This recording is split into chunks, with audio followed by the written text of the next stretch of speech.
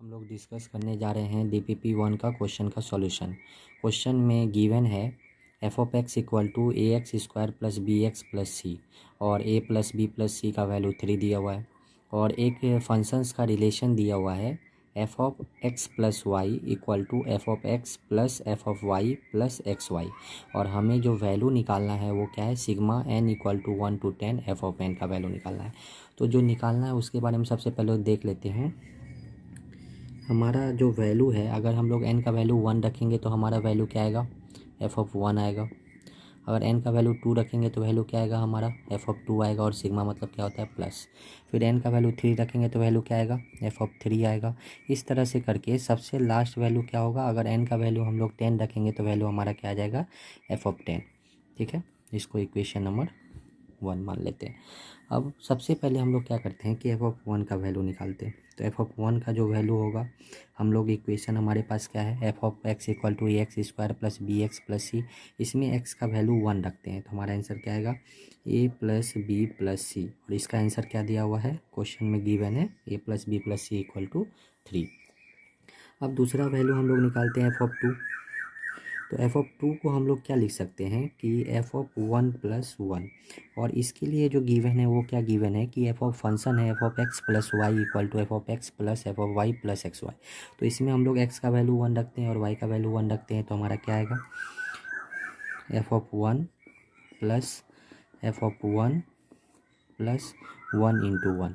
तो F of 1 का value कितना है, 3 प्लस 1, तो कितना आ जाएगा, 7। इसी तरह से अगर हम लोग एफ ऑफ 3 का वैल्यू निकालें तो क्या हो जाएगा, एफ ऑफ 3 को हम लोग क्या लिख सकते हैं, 2 प्लस 1, जो किसके इक्वल आ जाएगा, एफ ऑफ 2। एक्स का वैल्यू 2 रखते हैं और वाई का वैल्यू 1 रखते हैं इस एक्सप्रेशन में। तो F of 2 plus F of 1 plus 2 into 1। तो यहाँ से एफ ऑफ 2 का वैल्यू हमारे पास क्या था, 7।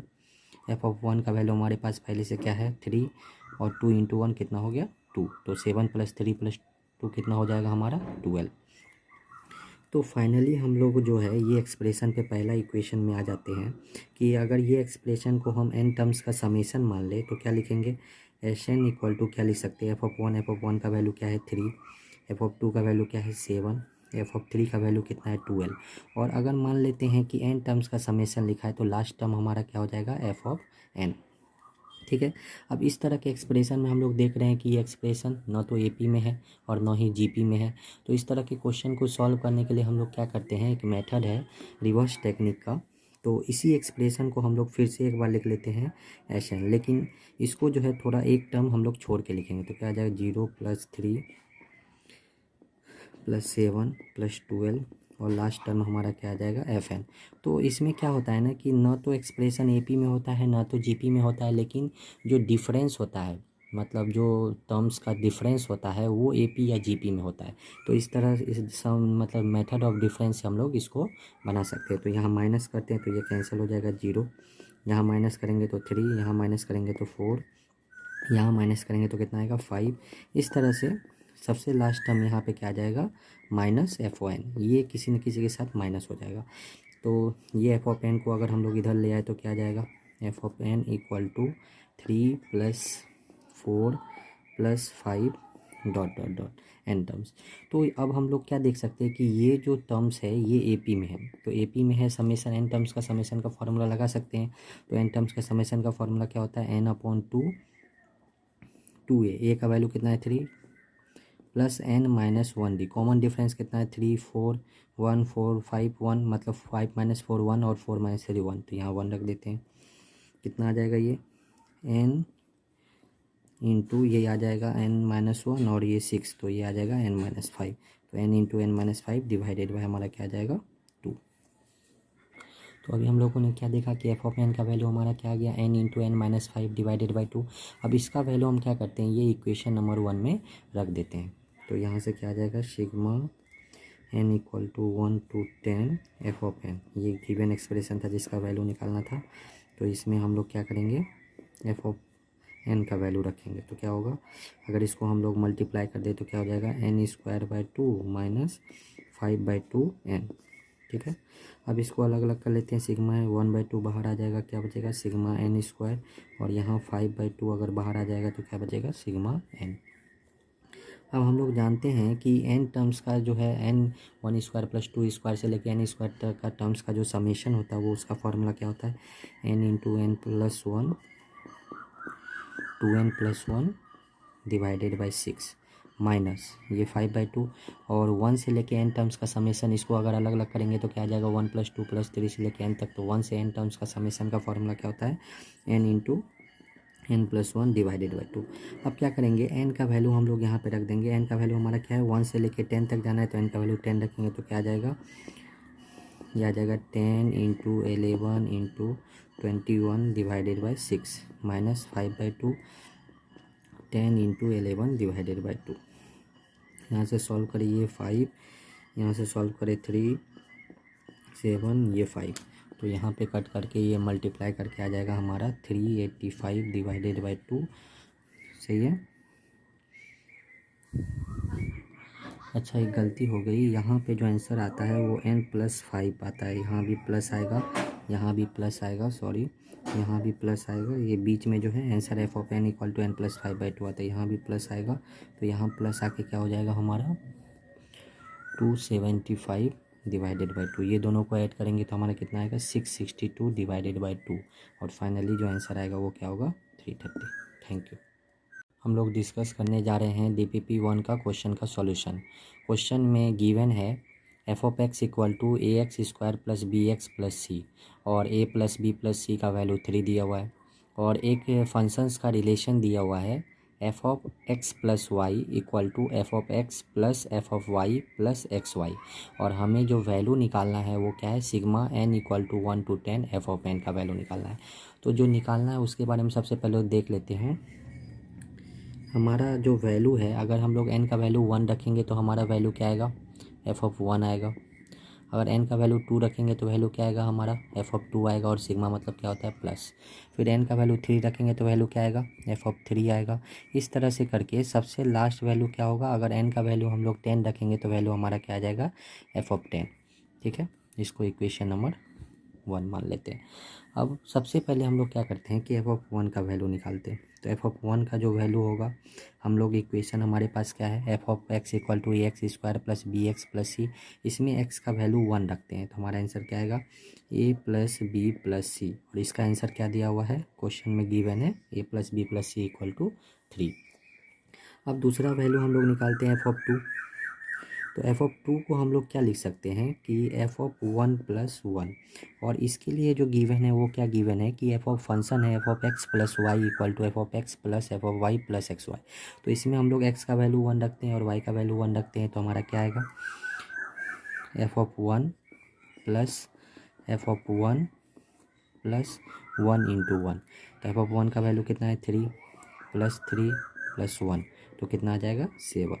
इसी तरह से अगर हम लोग f(3) का वैल्यू निकालें तो क्या हो जाएगा f(3) को हम लोग क्या लिख सकते हैं 2 + 1, जो किसके इक्वल आ जाएगा f(2)।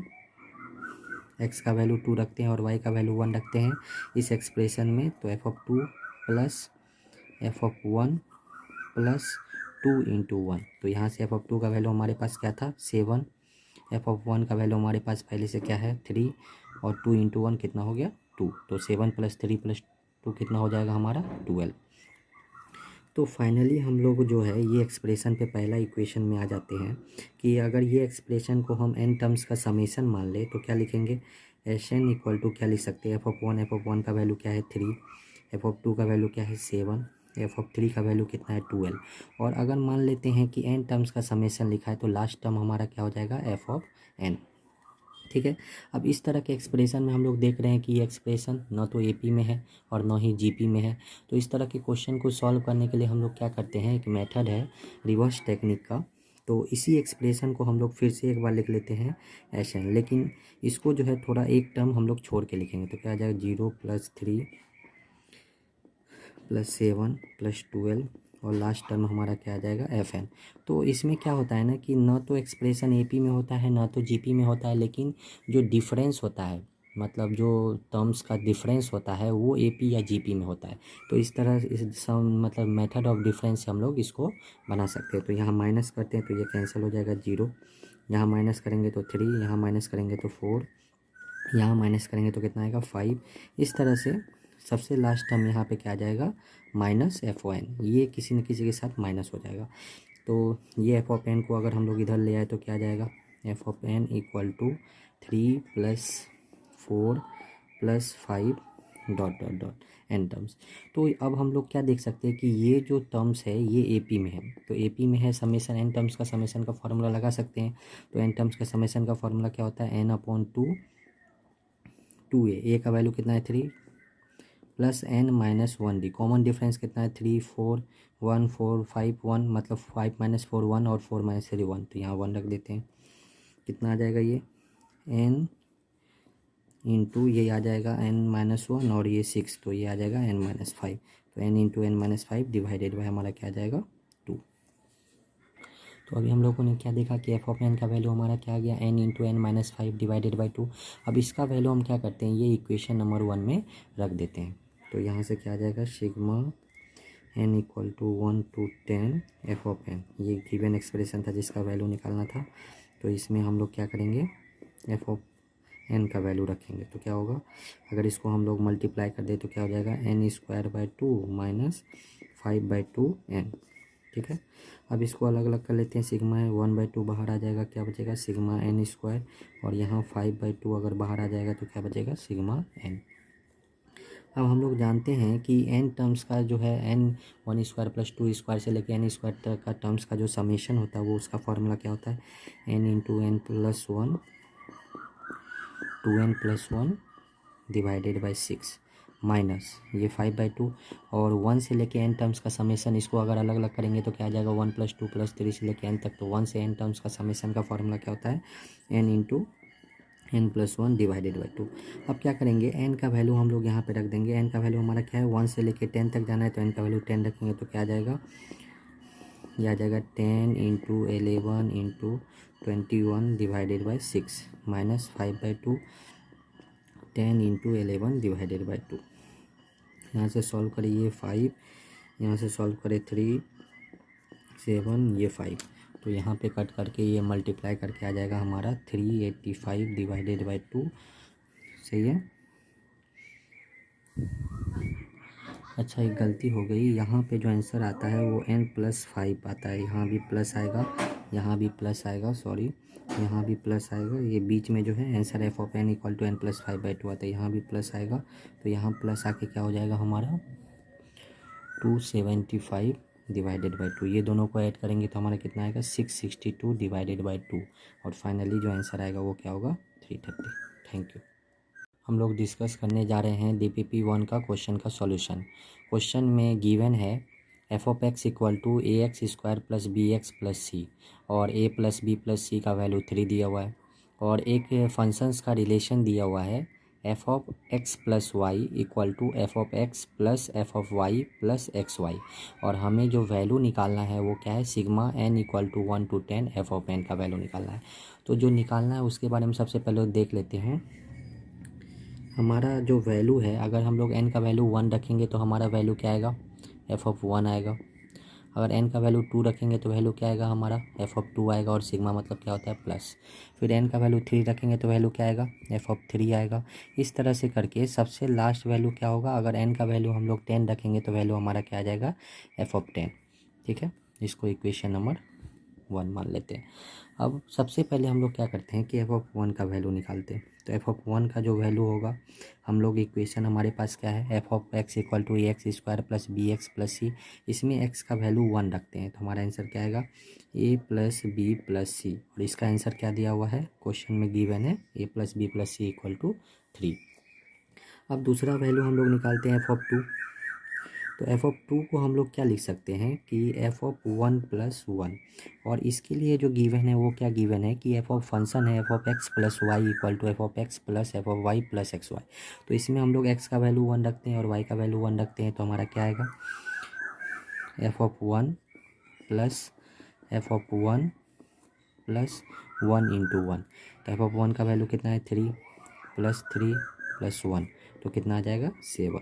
इसी तरह से अगर हम लोग एफ ऑफ 3 का वैल्यू निकालें तो क्या हो जाएगा, एफ ऑफ 3 को हम लोग क्या लिख सकते हैं 2 + 1, जो किसके इक्वल आ जाएगा, एफ ऑफ 2 एक्स का वैल्यू 2 रखते हैं और वाई का वैल्यू 1 रखते हैं इस एक्सप्रेशन में, तो F of 2 plus F of 1 plus 2 into 1। तो यहाँ से एफ ऑफ 2 का वैल्यू हमारे पास क्या था 7, एफ ऑफ 1 का वैल्यू हमारे पास पहले से क्या है 3, और 2 इंटू 1 कितना हो गया 2। तो 7 प्लस 3 प्लस 2 कितना हो जाएगा हमारा 12।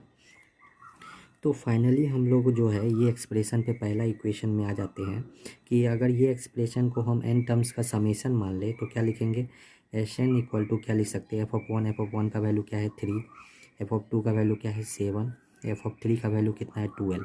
और अगर मान लेते हैं कि n टर्म्स का समेशन लिखा है तो लास्ट टर्म हमारा क्या हो जाएगा एफ ऑफ n। ठीक है। अब इस तरह के एक्सप्रेशन में हम लोग देख रहे हैं कि ये एक्सप्रेशन ना तो एपी में है और ना ही जीपी में है। तो इस तरह के क्वेश्चन को सॉल्व करने के लिए हम लोग क्या करते हैं, एक मेथड है रिवर्स टेक्निक का। तो इसी एक्सप्रेशन को हम लोग फिर से एक बार लिख लेते हैं एस एन, लेकिन इसको जो है थोड़ा एक टर्म हम लोग छोड़ के लिखेंगे। तो क्या आ जाएगा 0 + 3 + 7 + 12 और लास्ट टर्म हमारा क्या आ जाएगा एफ एन।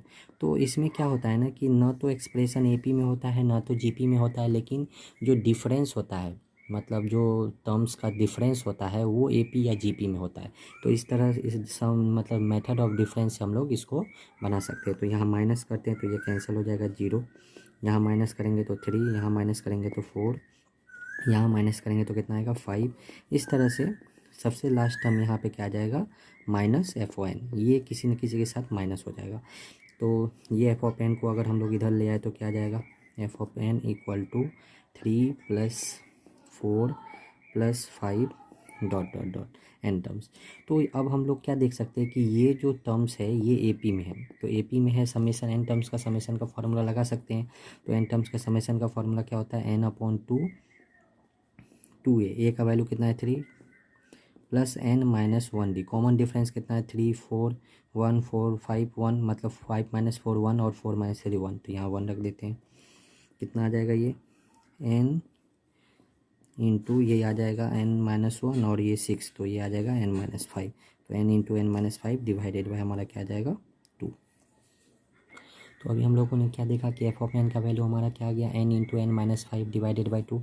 अब इसका वैल्यू हम क्या करते हैं ये इक्वेशन नंबर 1 में रख देते हैं। तो यहाँ से क्या आ जाएगा sigma n equal to 1 to 10 F of N, ये गिवन एक्सप्रेशन था जिसका वैल्यू निकालना था।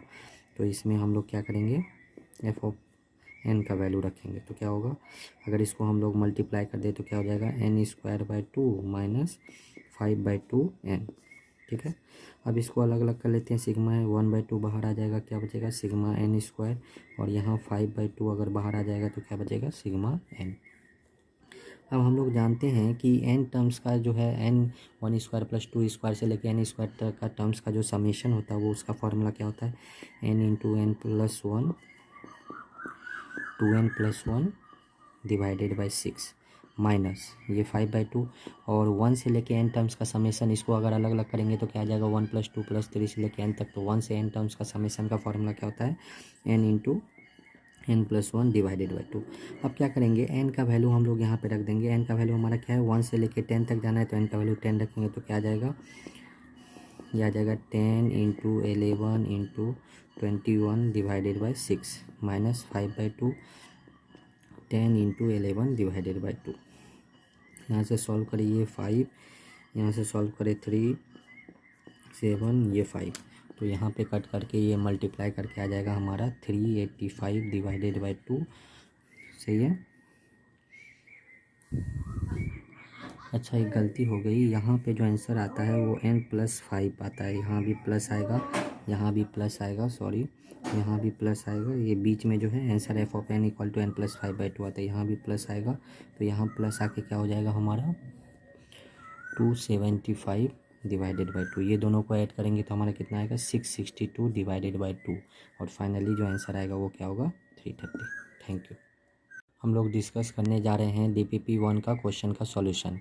क्वेश्चन में गिवन है F of X equal to ax² + bx + c और a + b + c का वैल्यू 3 दिया हुआ है, और एक फंक्शंस का रिलेशन दिया हुआ है F of X + Y equal to F of X + F of Y + xy, और हमें जो वैल्यू निकालना है वो क्या है sigma n equal to 1 to 10 F of n का वैल्यू निकालना है। तो जो निकालना है उसके बारे में सबसे पहले देख लेते हैं। हमारा जो वैल्यू है, अगर हम लोग n का वैल्यू 1 रखेंगे तो हमारा वैल्यू क्या आएगा, f(1) आएगा। अगर n का वैल्यू 2 रखेंगे तो वैल्यू क्या आएगा हमारा, f(2) आएगा। और सिग्मा मतलब क्या होता है, प्लस। फिर n का वैल्यू 3 रखेंगे तो वैल्यू क्या आएगा, f(3) आएगा। इस तरह से करके सबसे लास्ट वैल्यू क्या होगा, अगर n का वैल्यू हम लोग 10 रखेंगे तो वैल्यू हमारा क्या आ जाएगा, f(10). ठीक है, इसको इक्वेशन नंबर 1 मान लेते हैं।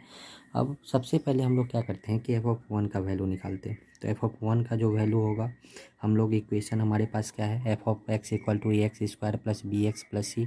इसमें x का वैल्यू 1 रखते हैं तो हमारा आंसर क्या आएगा, a + b + c। और इसका आंसर क्या दिया हुआ है, क्वेश्चन में गिवन है a + b + c = 3। अब दूसरा वैल्यू हम लोग निकालते हैं f(2).